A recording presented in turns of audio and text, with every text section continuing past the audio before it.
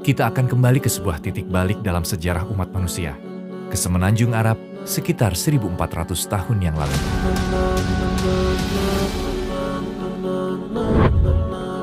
Dalam seri 11 bagian ini, kita akan jelajahi kehidupan Nabi Muhammad SAW dengan cara yang belum pernah kamu dengar sebelumnya.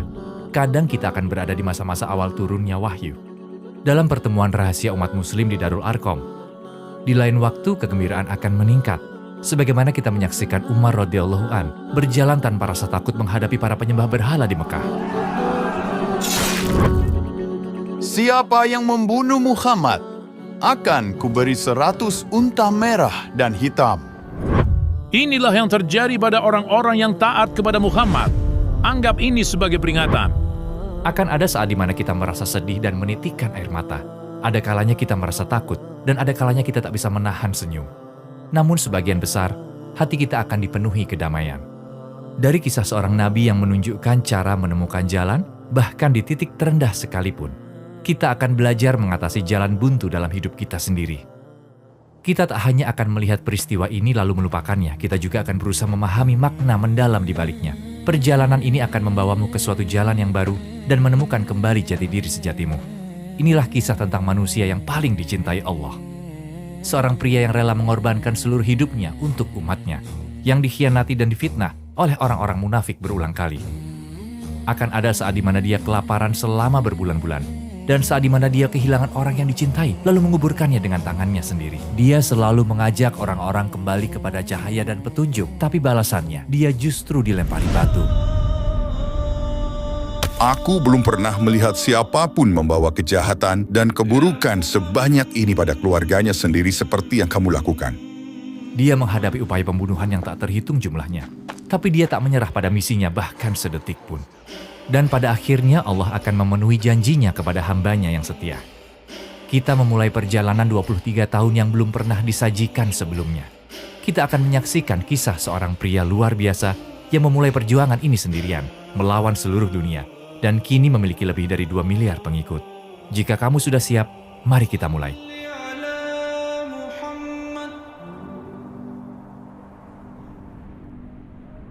Rangkaian video ini didasarkan pada ratusan referensi dari sumber-sumber Islam yang terpercaya. Semua visualisasi AI disusun dengan berkonsultasi kepada ulama muslim yang berkualifikasi dan sesuai dengan pedoman Islam. Pada malam itu saat panasnya Mekah mereda. Saat itu hari Senin pada tahun 571. Jalan-jalan yang tenang di Mekah akan segera menjadi saksi salah satu peristiwa terbesar dalam sejarah umat manusia. Abdul Muthalib telah menunggu momen ini sejak lama. Dan akhirnya dia menerima kabar gembira itu. Aminah telah melahirkan seorang bayi laki-laki. Jantungnya hampir meledak karena kegembiraan. Sejak putranya Abdullah meninggal dunia, cinta dan perhatiannya pada bayi yang dikandung Aminah telah menjadi semakin kuat.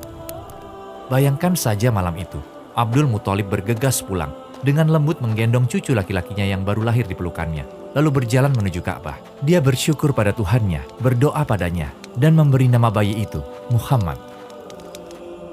Mengapa kau memilih nama ini?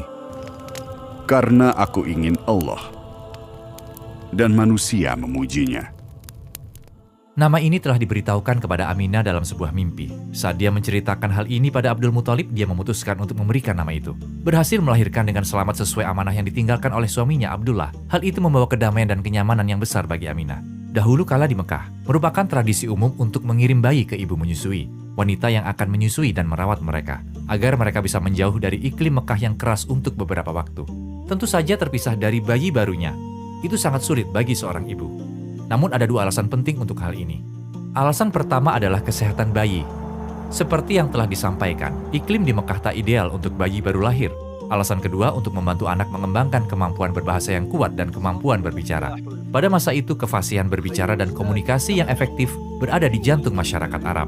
Bayi-bayi dikirim ke tanah Benu Sa'ad, di mana mereka dapat tumbuh bebas di padang pasir dan dataran terbuka, dan belajar bahasa Arab dalam bentuknya yang paling murni dan indah.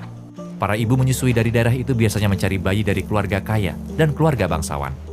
Karena melalui hubungan ini, dia akan menjalin ikatan dengan keluarga bayi tersebut, dan selama ayahnya masih hidup, dia bisa terus menerima kebaikan dan dukungan dari mereka. Nabi Muhammad SAW juga berasal dari keluarga bangsawan. Kakeknya Abdul Muthalib adalah pemimpin politik Mekah, tapi dia sudah tua. Dan ayah Nabi telah meninggal dunia sebelum beliau lahir. Dan karena dia adalah seorang yatim, tak satu pun dari para ibu menyusui yang bersedia menerima bayi Aminah. Jadi apa yang akan terjadi sekarang? Apakah tidak ada yang mau menerimanya? Apakah dia harus tumbuh besar di kota ini dengan iklimnya yang keras?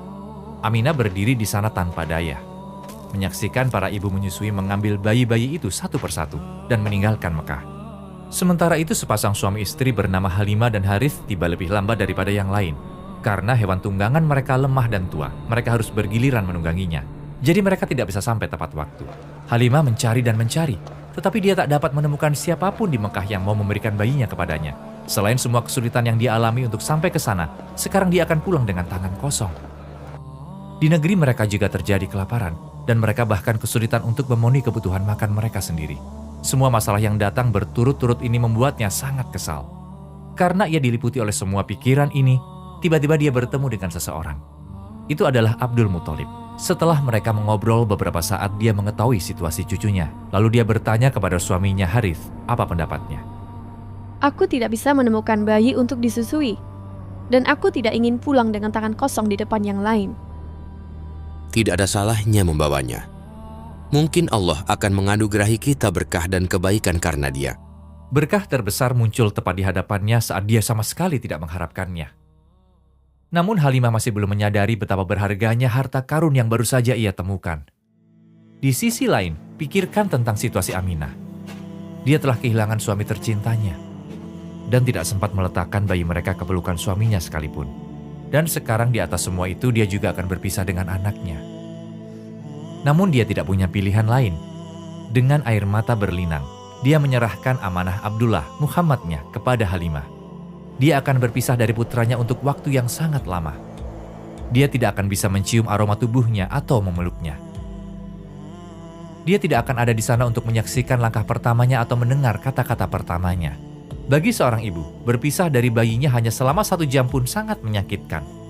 Namun demi masa depan anaknya, dia menerima kenyataan harus berpisah dengannya begitu lama. Hatinya hancur berkeping-keping. Adapun Halimah dan keluarganya, kehidupan baru akan segera dimulai. Dengan kedatangan Nabi Muhammad SAW, rumah mereka dipenuhi dengan berkah dan kelimpahan. Terjadi hal-hal yang tak seorang pun bisa percaya. Hewan tunggangan mereka yang tua dan lemah tiba-tiba menjadi lebih kuat dan lebih cepat. Dahulu Halimah hanya memiliki sedikit ASI, namun begitu ia mulai menyusui Nabi Muhammad, ASInya mulai mengalir deras. Bayi barunya, Abdullah, sering gelisah dan banyak menangis. Namun ketika ia mulai menyusu bersama Nabi Muhammad, dia pun ikut tenang. Hewan-hewan mereka dulu sering pulang dalam keadaan lapar karena kelaparan dan kekeringan di daerah itu. Mereka sekarang menemukan makanan dan memberikan banyak susu. Rumah mereka penuh dengan berkah. Sementara daerah sekitarnya masih menderita kelaparan. Selama waktu itu, Nabi tumbuh dengan sangat baik secara fisik, mental, maupun spiritual. Akhirnya 4 tahun yang penuh berkah telah berakhir. Waktunya telah tiba. Mereka harus mengembalikan Rasulullah SAW pada ibunya. Halimah tak kuasa menahan air matanya. Dia tak ingin berpisah dengannya. Dia memeluknya, menciumnya berulang kali. Namun dia tidak punya pilihan lain. Setelah berpisah dalam waktu yang lama, Aminah dan putranya akhirnya bersama lagi. Sekarang setiap kali dia ingin memegang tangannya, dia selalu berada di sampingnya. Mereka berpelukan erat. Seolah-olah mereka berusaha menebus setiap hari yang telah mereka lalui terpisah. Mereka tidak pernah ingin dipisahkan lagi. Pertemuan kembali ini membantu meringankan rasa sakit akibat tahun-tahun sulit yang panjang itu. Setelah menghabiskan 1,5 tahun bersama, mereka pergi ke Madinah untuk mengunjungi kerabat dan makam ayahnya. Saat mereka sampai di kuburan, kesedihan terlihat jelas di mata Aminah. Pikiran dan hatinya dipenuhi kerinduan akan hari-hari itu, waktu yang telah ia habiskan bersama suaminya. Seolah baru saja kehilangannya, dia mulai menangis. Rasulullah SAW terlahir sebagai yatim. Dia membuka matanya ke dunia tanpa seorang ayah. Dia tidak pernah merasakan kehangatan cinta dan perhatiannya. Dengan tangan mungilnya, dia selalu ingin memegang tangan ayahnya, tapi itu tidak pernah ada di sana. Dan pada saat itu, dia kembali merasakan ketidakhadiran ayahnya. Pada saat yang sama, dia tidak tega melihat ibunya kesakitan seperti itu. Dan begitulah, mereka berdua menangis bersama. Setidaknya ibunya berada di sisinya. Hal itu memberinya kenyamanan. Namun bagi Aminah, waktu untuk meninggalkan dunia ini juga semakin dekat.